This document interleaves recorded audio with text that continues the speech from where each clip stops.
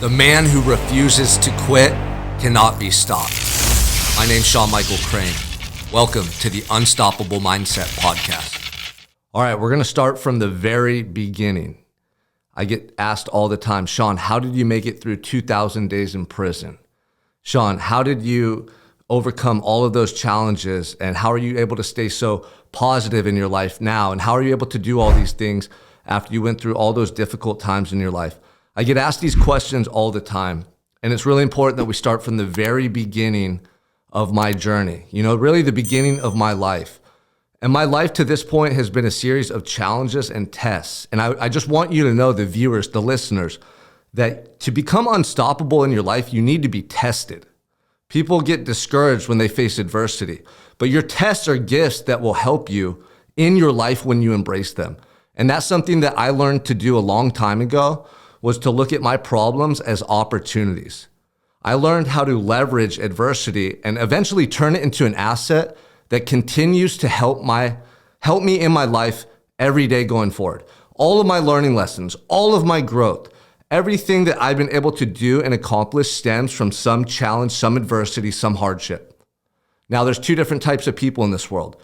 The person that's faced with a test that backs down and allows it to defeat them, or the person that uses that test as leverage to rise above the challenge, to grow on a personal level. And you see those people achieving success in all walks of life. You have to ask yourself going forward, what type of person am I? The person that just gets discouraged when things don't go my way, or the person that uses that as motivation, as fuel to my fire, to keep pushing, to keep fighting?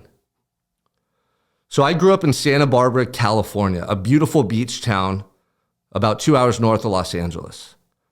Growing up as a kid, I had a great life. I grew up with aunts, cousins, uncles in close proximity. I had tons of friends in my neighborhood. Every day after school, I'd be out playing sports in the street, in the baseball field close by. I'd be skateboarding around with friends. I had an ideal life as a kid. I lived with my mom, my dad, my younger siblings, and my Uncle Mike. And I was the oldest of two siblings. My younger sister, Sarah, is about 4 years younger than me, and my brother, Kevin, is 6 years younger than me. And so as kids, we were always involved with sports. Family was always the most important component, right? Loyalty, being together. Every birthday, every Christmas, every holiday, we had our cousins over. We had our aunts and uncles. And life was beautiful for me as a kid. It wasn't until about age 10 that I started to face adversity. I realized my parents were battling drug and alcohol addiction. I started seeing them fight. There was more tension in the household. There was certain incidents that stand out that I've written about, that I've talked about, that started to change my perception of the world. And I remember at age 10, I was a very nervous, withdrawn kid at that time. I'd bite my fingernails. I was always scared that something bad was going to happen.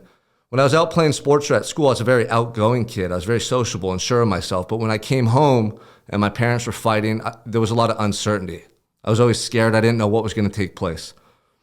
And so that started happening more frequently as I got into my later childhood years and becoming an adolescent. And I saw things like my mother overdose. I saw my dad hit my mom. I saw my mom go to jail. And then our home life was getting increasingly volatile until about the age of 14. That's when everything really changed. One night, my dad was drunk and he had a pistol and he got in a fight with my Uncle Mike, and the cops were called. And my dad got in a standoff in front of us with the cops, and I thought he was going to be killed. Like, I literally thought my dad was going to die in front of me. And it was a horrific night, man. It was a traumatic experience. And I saw him get cuffed up and taken away. And from that moment, our entire lives changed. My mom, who had been unhappy with my father for years, she really looked at this as an opportunity for herself, I guess, to live her own life once again and to not have the pressures that my dad imposed upon her. And she started going out with friends. She started drinking and doing drugs more frequently. And before long, my mom stopped coming home. My mom literally abandoned us. And I remember just being so heartbroken because I just lost my dad. I lost my father. I was 14. It was my first month as a freshman in high school. And I was still so insecure trying to figure out who I was as a young man. I needed his guidance. I needed his presence in my life. And I never really had the father figure that I wanted or needed. I had my Uncle Mike, who was always an example of a hardworking man. He was always positive and loving towards us kids. And he was really the rock of our family. He lived with all of us since I was born. But as a young person, you want your dad's love and affection and guidance. You just crave that. It's natural. And I never had that with my father. He was a good man. He was a loving person, but he had his own demons. And so when he was taken away to prison, I was heartbroken. And then to lose my mother months later, not to prison, but to the streets, her own will, right? Her own decisions took her away from us. And it started off with her not coming home on a Tuesday night or a Friday night. And then it turned into a weekend. And then that turned into a week and a couple weeks. And then before long, she was coming home very infrequently. And when she was high, she was drunk, and she wasn't the person that I had known her to be. That absolutely devastated me. That pain was indescribable. I remember getting up in the middle of the night, unable to sleep, just looking at myself in the mirror, crying, just tears streaming down my face of pain, of disbelief that this is what my life has come to. What is happening here? This isn't the way things were supposed to be. You know, as a kid, I had these big dreams of being a professional athlete. As kids, we all have dreams. We all have ambitions, and they feel so pure and so attainable. And I felt like mine were just crushed in the blink of an eye. And I had so much anger, so much shame, so much resentment towards my parents. I didn't know how to process that emotion. And so I just stopped going to school. I stopped hanging out with kids that I had grown up with, because what was I going to say when they asked me about my parents? You know, I couldn't face that. I didn't want to accept it as reality. So I stopped going to school, and I found other kids to hang out with who had troubles in their own lives. And we started smoking weed and drinking together and taking pills and partying and doing all these things that weren't really what I wanted to be doing, but they helped me to escape reality for the time being. And I found that drugs and alcohol were the only things I could do to numb myself from this horrific pain that was just eating me alive. Like, I felt like I was living in a nightmare, a living hell as a kid at 14. And so from 14 until 18, I never applied myself in school. I didn't play sports at all. I didn't do anything I was proud of. No one knew the real Sean Crane. Everyone saw this facade, this person I had created to protect myself. This person that was angry at the world, this person that was heartbroken and ashamed of who he was. And so after high school, I had nothing going for me. I had no goals, no vision. I never thought much about my future. I was just in survival mode. And my Uncle Mark gave me a job working for his tree company. And so I took about 2 weeks to have a summer vacation after high school. And then I went right to work full time for his tree service. And that was actually a really great experience for me, because I learned the value of hard work. Every day I'd show up, I'd work my butt off, and then I literally would take all my money at the end of the week and give it to my Uncle Mike, because he was the one providing for us at that time and taking care of us. And my friends used to think I was crazy for giving all my money away every week. But for me, it was an honor. It was the least I could do after all he had done to step in as my mother and my father when our parents abandoned us. And I had younger siblings to provide for. And so that was the only thing in my adolescence or in my young adult life that I did that I was proud of. I didn't do anything else that I looked back and thought positively about. And so I was working every day, but I was still battling with addiction. By this time, I had a full-blown addiction to drugs and alcohol, and I was using them to escape, and I was really just abusing them each and every day. And so this went on all the way until I was 23, and I had been in a relationship. I had a girlfriend at the time. We actually moved away from Santa Barbara, trying to just get a new start on life. I thought maybe if I moved away, I could get away from my problems. But I was still using drugs and alcohol, and I still had the same, beliefs about myself and the same mindset. I wasn't doing anything in my life. I wasn't doing anything that I wanted to do. I was just existing. I was just going through the motions. And so we eventually broke up, and my dad at that time had moved back in with me. And so I had all of these codependent relationships. I had this volatile behavior and lifestyle. I had these drug and alcohol addictions. I just had all this negative stuff in my life that was just weighing me down, and I was sabotaging my potential, man. And deep down inside, I always knew that I had more to give. I had this feeling inside of me, and I know a lot of you can relate to that there's just a version of you that you desperately want to become, but you don't know how to do that. It's scary to make changes. It's scary to take action. What if I'm not good enough? What if I can't do it? Like, what does that even look like? And a lot of us go through life with this feeling inside of us that we never act upon. I had this feeling since childhood. When I was a young boy, I knew exactly what I wanted. And I know a lot of you listening to this probably remember a time in your life, probably childhood, when you had complete certainty as to who you were and what you wanted to do in life. Like as kids, we don't think with limitations. We don't allow fear to stop us. We don't, think the same way adults do. But over time, our thinking becomes distorted. We start to believe these fears and these limitations that are imposed upon us. And before long, what are we doing? Working a job we hate, going through the motions, not excited about life, and just drifting. Is that what we're really here for? Is that what you think your existence is supposed to be?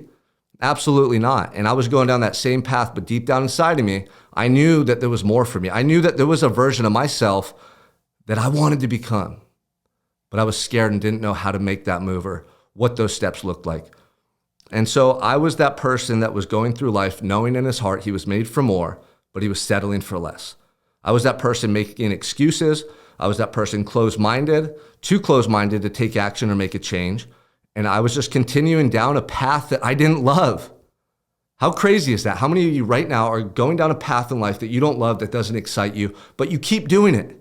And every so often you have a thought or feeling about, man, I need to change. I got to get into the gym and lose this weight. I'm getting fatter. Or man, I got to get a better job and learn some new skills. Like I can't make ends meet. I got a family to provide for. Or I got to do something about my relationship with my wife. We're just growing further apart. And, I'm not putting in the time with her that she deserves. I'm not being the dad that my children deserve. I'm drinking too much. I'm checked out. I'm not as, energetic around them as I want to be. Like, what is your truth? You all have a truth about who you want to be in the life you want to live. But how many of you are actively working to create that life every day? This is the dilemma that was taking place within me during those years of my adolescence and as a young adult. And I know so many people listening to this can relate. It's part of the human condition. And that's why I started this podcast, because I want to articulate my story, but I want to also be able to relate to you guys listening. And I want to show you the steps and really the path that I chose to take that has led to me living a life of purpose and fulfillment every single day. I never would have made the change had I not gone to prison. I never would have been able to understand my conditioning and who I had become had I not sat in a cell for 24 hours a day with enough time to analyze myself and our lives. But I did. I had a unique perspective, something that most of you will never have the opportunity to go through. And I have to share this information. I have to share these secrets and takeaways with you. It's my responsibility to bring forth this message every single day and this knowledge I've attained, because I know so many people out there are suffering and struggling. And I know so many of you are going to get to the end of your life and wish you lived it differently. I want to talk to you right now about what happened that got me arrested.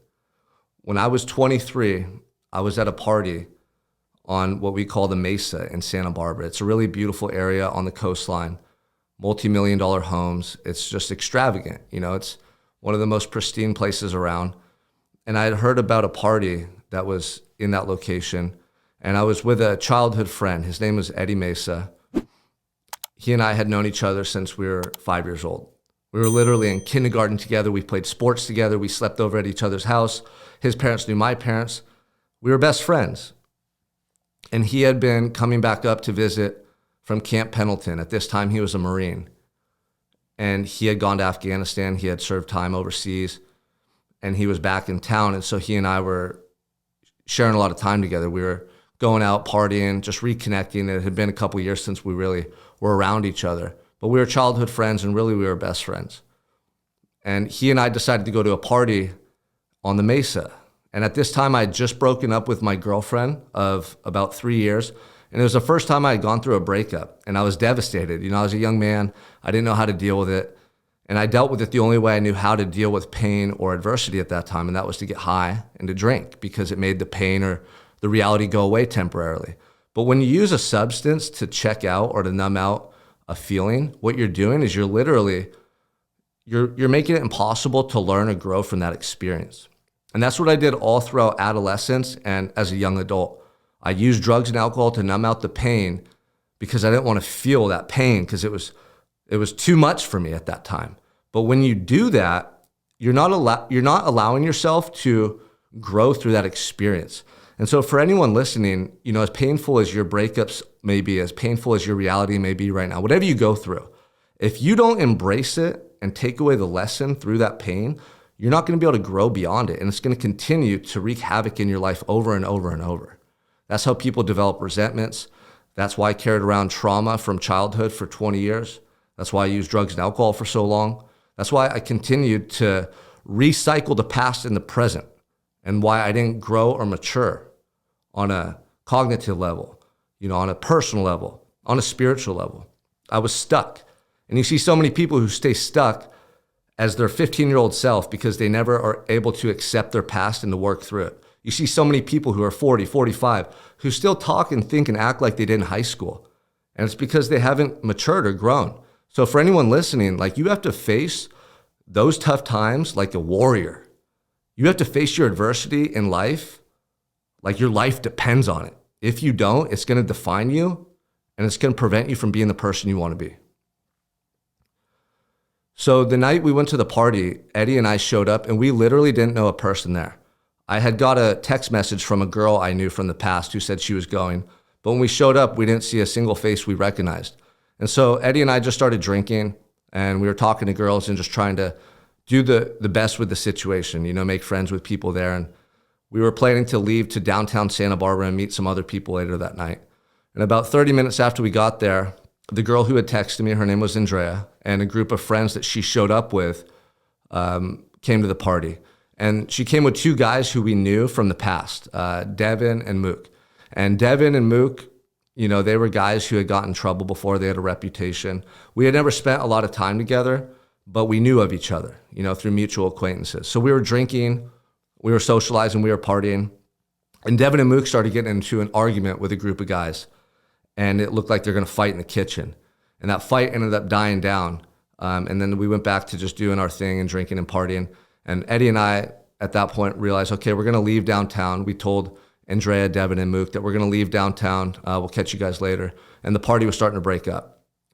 So at that point, we were all leaving, and they were going to go one way. We were basically going our way. We were going to go separate ways.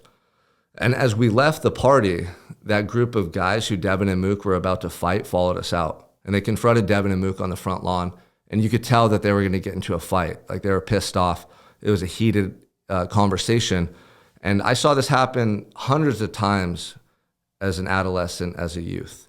You go to parties, you drink, and then a fight breaks out at the end of the night. And I grew up near Isla Vista, which is the college party town associated with UCSB. And so I'd go out there every weekend as a kid, and we'd party, and we'd see fights, and we'd get in fights. And it was just kind of what we thought was a normal thing to do as young men.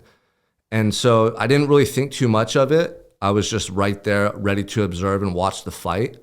And then it just broke out, and all hell broke loose. And people started throwing punches and flying every which direction. And I remember I stood back to try to gauge the situation, and I just saw this guy staring right at me, and he was approaching me. And so we squared up like we were going to fight. I was going to defend myself. He was coming after me. And right when we did that, I got tackled from the side. And I'm trying to grab this person and look at them and see who it is. And I'm just getting pushed towards a parked car, and we end up getting slammed into a parked car and then slammed to the ground. And I'm just bear hugging this guy. And the only thought I had was, these individuals are jumping me. They thought that I was involved with the fight, and they're gonna stomp me out right now. I expected to start getting kicked and punched in the head. So I'm just bear hugging this guy, trying to hold him close to me so he can't posture up and punch down on me. And then I started trying to roll him off of me because no one was kicking me, no one was hitting me, nothing was happening. And eventually I was able to roll him off of me. It took me 3 or 4 attempts. He was a heavy person. And when I did that, the only thought I had was, punch this guy in the head. He's attacking you. He's going to get up and swing on you. And I threw 2 punches that grazed the side of his head as I was standing up. And when I did that, he stayed face down in the ground. And I thought that was so weird. I expected him to stand up and try to tackle me or fight me. And this was all happening in a split second. So when he didn't get up, I just started kind of turning away, and I heard my friend Eddie yelling to me, Sean, let's go. Sean, let's go. Let's get out of here. And I turn around and I start walking towards him. And I'm limping because when we got tackled into that parked car, my back cracked and my leg was all stiff and I had a pinched nerve or something. And I got to the street and I stood right in front of Eddie under a street lamp, and he looked at me and his eyes lit up. And he goes, "Oh my gosh, what the hell, Sean? You're covered in blood." And I could just see blood dripping off my face. And I looked down at my shirt and my arms and my chest were completely covered in blood. The most blood I'd ever seen in my life. And in that moment, I was just in shock. I had no idea what to do or what to say. And Eddie took off running up the street. He's like, "Let's go, we got to get out of here." And at that point, you could hear sirens off in the distance and people screaming. Everyone was just now coming out of the party. And I just start following Eddie and I'm limping up the street, like slow motion. I couldn't even run. And I was just limping up the street, trying to get out of there. And we got around the corner and I saw him waving me into a laundromat. He's like, "Let's go, get in here." And as I walk up towards him, and just as I duck into the laundromat, 2 cop cars race by with their lights on, like right by me. And I walked into the laundromat and he threw me a shirt. He said, "Put this shirt on. You can't walk around. You're covered in blood. You can't walk around like that." And so he helped me peel off my shirt and I put on this new shirt and we kept walking. And down the block, there was a cab waiting for us. Earlier in the night, when we knew we were going to leave, Eddie had called a cab. And so I hobble over to the cab and climb in. And the driver looked at us like, what are these guys up to? What did they just get into? But he didn't ask us any questions. He just started driving us to Eddie's place. And I got there that night and I passed out. I was so high on drugs and alcohol. I'd put so much different substance in my body that night that I couldn't even stay awake. And the next morning, I remember waking up just like short of breath, like, "Oh my gosh, what happened last night?" Wishing, hoping it was a nightmare. And I look at my phone, I Google fight on the Mesa, and it said 2 men were stabbed on the Mesa at a party, and one of them's in critical condition. He's in a coma, and they don't think he's going to survive. And right then and there, I knew that my whole life was going to change forever. I knew that it was bad. I never thought in a million years that the police were looking at me as the main suspect, but they were. And later that day, they came with the SWAT team, the forensic unit, and they arrested me at gunpoint. They put AR-15s to my head, and they arrested me. And I thought that they were just going to try to get me to press for information and tell them what happened. But when they took me down to the police station, they charged me with attempted murder. And initially, they told me homicide. They said because the victim's in a coma, he's likely not to survive, and they're going to charge me with homicide. And at that point, I still thought that they were just trying to scare me and get me to tell them something. But later that day, they booked me into the Santa Barbara County Jail officially for attempted murder. And I remember I only had a 30-second phone call. And I called my Uncle Mike. And I said, "Mike, I'm in jail." And he goes, "Oh man, what happened, Sean?" I'd been in trouble as a kid for certain things, fighting and stuff, but nothing to that extent. And I said, "Man, I'm charged with attempted murder, Mike. I didn't do it though." And then the phone call hung up. And that was a defining moment in my life. At 23 years old, I was facing life in prison. Everything that I had known to that point would be challenged. The person that I thought that I was, the beliefs that I had about life, the perspective that I had, everything going forward would be challenged, would be unraveled and reconstructed. And this is episode 1, part 1 of Unstoppable Mindset. I'm going to take you through my prison journey in the next episode. But the reason I'm sharing this backstory is because I want you to know where I come from. I come from a broken home with parents who were addicted to drugs and alcohol. I lost my dad at 14 to prison.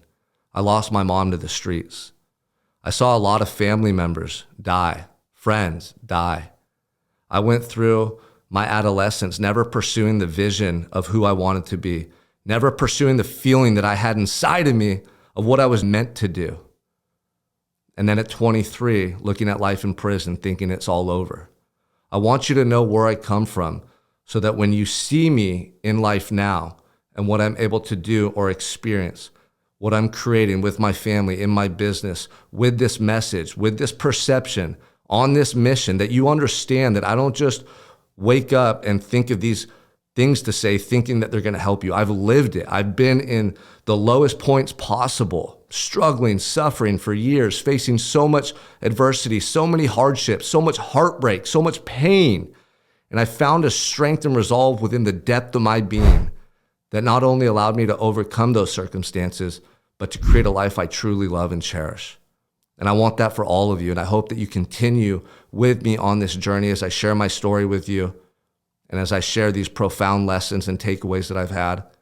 And I promise if you apply them, they're going to add value to your life just like they have mine. And so my message and my mission really for this podcast and my coaching and my speaking and everything that I do is to reach those people before it's too late.